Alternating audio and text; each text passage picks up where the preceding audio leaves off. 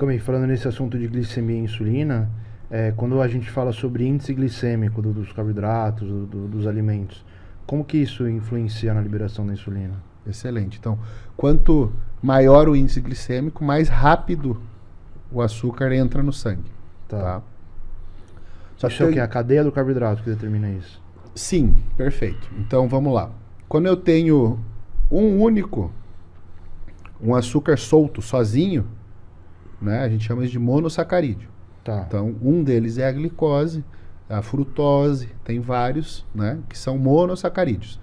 E nossa parede ali do intestino, ela é bem fina entre as células. Então, eu consigo passar de um açúcar de cada vez. Então, se eu como 1000 moléculas de açúcar e todas elas estão soltas, né, na forma de monossacarídeos, elas conseguem passar simultaneamente para o sangue. Aí vem o açúcar de mesa, é um disacarídeo. Então, são 2 bolinhas. Aí eu já tenho que quebrar para passar. Aí, um pouco maior que isso, eu tenho um oligosacarídeo. Um pouco maior do que isso, eu vou ter polissacarídeo, que pode ser um amido, por exemplo. Então, quanto mais longa for essa estrutura, né, e aí a gente vai ter tipos de ligação química, alfa-glicosídica, beta-glicosídica, a gente só tem enzima para cortar, tesourinhas para cortar esses colares de pérola de um jeito, por isso que a gente não consegue comer papel, árvore, porque celulose é um carboidrato. As fibras são carboidratos, mas são carboidratos que a gente não digere. Né? Quais são os carboidratos de cadeia longa que a gente digere? A gente chama de amidos, né? Polissacarídeos, amidos. Então, quando eu tenho uma estrutura complexa, como se fosse muitas bolinhas ligadas num colar de pérola com ramificações, demora para eu fazer esses cortes e soltar uma bolinha de cada vez. Pra liberar, né? Exatamente. Então, essa velocidade com que o açúcar sai do intestino e entra no sangue é menor. Ela vai mais devagar. E aí eu vou precisar produzir menos insulina. Porque veja só, o que determina quanta insulina meu corpo produz? A altura do pico glicêmico. Então, se eu faço uma refeição, bate 500 de açúcar no sangue, né? O normal até 100, meu corpo vai fazer insulina para guardar 500. Agora, se essa elevação é lenta, um exemplo de baixo índice glicêmico seria a lentilha, por exemplo. Tá. Eu vou ter uma absorção super lenta desse carboidrato, eu não preciso dar uma paulada de insulina, eu vou produzir menos insulina. Só que tem vários fatores que influenciam o índice glicêmico. Então, o índice glicêmico em si, ele é uma medida que foi feita de cada carboidrato sozinho, né? Tá. Então, vou comer pão branco. Como pão branco e vou medir quanto que deu no sangue. Agora, existem coisas que influenciam nessa velocidade, coisas que atrapalham a digestão, a velocidade da digestão. Por exemplo, proteína atrasa a digestão de carboidrato. Gordura atrasa muito a digestão de carboidrato. Por isso que até o Donato costuma usar esse exemplo do pão com ovo.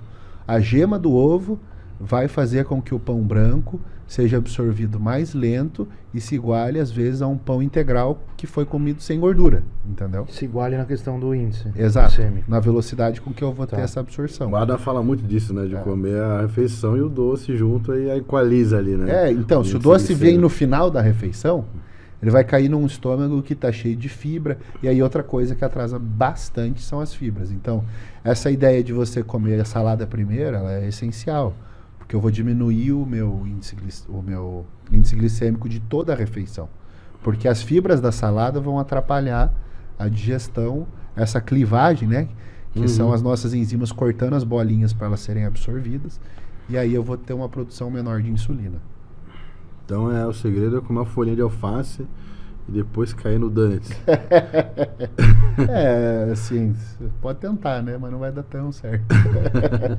Ô Camille, e a carga glicêmica? Então, a carga glicêmica, ela diz respeito a quanto açúcar eu tenho por peso. Tá. Então, vamos comparar arroz com farofa. O arroz é úmido, a farofa é seca. Então, numa farofa aí, eu posso ter 70% de carboidrato. No arroz, eu vou ter de 25 a 30. Então, pelo volume que eu como, eu vou ter uma carga glicêmica maior na minha farofa. Entendeu? Porque a quantidade de... Então, na verdade, a carga glicêmica ela vai ser uma relação entre o índice glicêmico do alimento sozinho mais a quantidade de carboidrato em percentual que ele tem. Então, quanto mais carboidrato eu tenho, tipo a farofa, que é bem seco, e mais alto o índice glicêmico, maior é a carga glicêmica. Agora, se eu tenho um alimento que tem um alto índice glicêmico, mas muito pouco carboidrato, a carga glicêmica é baixinha, né? Então, por exemplo, fruta. Fruta tem frutose. Ah, nossa, açúcar. Mas tem pouco e tem um monte de fibra junto. O que faz toda a diferença de eu consumir a fruta comendo ou batendo no liquidificador.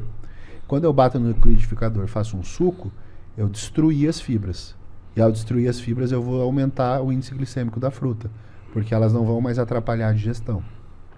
Então, tudo isso influencia. E aí, tudo isso vai influenciar também no cara que precisa administrar insulina.